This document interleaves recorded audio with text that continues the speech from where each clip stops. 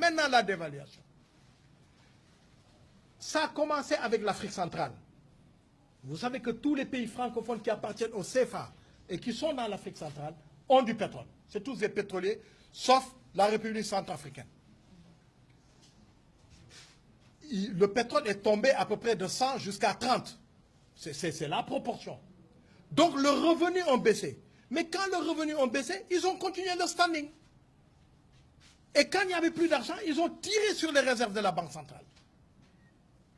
Ils ont tiré exagérément sur les réserves de la Banque centrale. Au point que, il y a quelques mois, peut-être 6 mois à peu près, ou 9 mois maximum, une réunion s'est tenue à Yaoundé, en présence de Mme Christine Lagarde, directeur général du FMI, en présence de M. Sapin, ministre des Finances de la France. On leur a dit, ou bien c'est des restrictions, ou bien c'est la dévaluation. Ils se sont engagés à vraiment restructurer, etc., gérer mieux. Ils n'ont pas pu, parce que les habitudes. Et c'est ce qui explique que dès que Macron a été président, il a reçu immédiatement et Ouattara et Macky. Ce sont les deux locomotives de l'Afrique de l'Ouest, du CFA Afrique de l'Ouest, BCAO. Et le problème de la dévaluation a été mis sur la table. Ce ne sont pas des élucubrations. Hein. Moi, j'ai été membre du conseil des ministres de l'UMOA, je siégeais à la Banque centrale et j'ai été membre du conseil des ministres de la zone franc. Donc je vous parle en connaissance de cause. Et j'ai encore des relations dans certains milieux français. Ce sont ces milieux-là qui me l'ont rapporté au mois de juin quand j'étais à Paris. Ils ont dit que des discussions ont eu lieu. D'ailleurs, même si vous voyez, quand Macky a été reçu, il était dans un jardin, c'est autour d'une table de jardin. On n'a jamais reçu le président du Sénégal de cette façon-là. Donc le problème a été mis là. Et c'est là qu'il a dit, soutenu par son ministre des Finances, parce qu'il y a eu des entretiens avec des équipes, qu'il fallait lui laisser le temps, n'est-ce pas, après les élections législatives. Quel était le deal?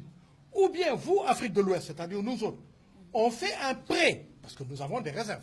On a beaucoup plus de 5 000 milliards de réserves, on a au moins 8 000 milliards de réserves. Ou bien on fait un prêt à l'Afrique centrale. Moi, personnellement, je ne suis pas d'accord, parce que nous codons l'Obomouk, n'est-ce pas? Ou bien c'est la dévaluation. Alors, Macky leur a dit, n'aille de Gobalbi jusqu'après les législatives. Eh bien, s'ils gagnent, et si on les laisse tranquilles, ils vont mener le pays à la dévaluation. Eux, ils n'en ont rien à faire. Les milliards, les 8 milliards et autres milliards, ils les ont déjà fait passer à l'extérieur. Voilà. Et ils seront beaucoup plus riches. Et depuis le temps que je le dis, c'est pas dimanche que je l'ai dit, hein. Je l'ai déjà dit ailleurs, depuis le temps que je l'ai dit, mais personne ne nie.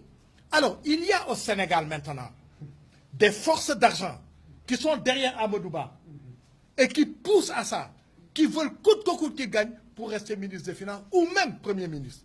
Parce que John va quitter la primature. En fait, John ne voulait même pas faire la campagne, il est un peu malade. Voilà. Il voulait partir. Voilà, on l'a forcé à rester. Alors aujourd'hui, on est dans la paranoïa. Coûte que coûte, il faut que tu gagnes, entre guillemets, pour avoir la légitimité de rester ministre des Finances pour mener à bien la dévaluation en tant que Premier ministre. C'est ça la vérité.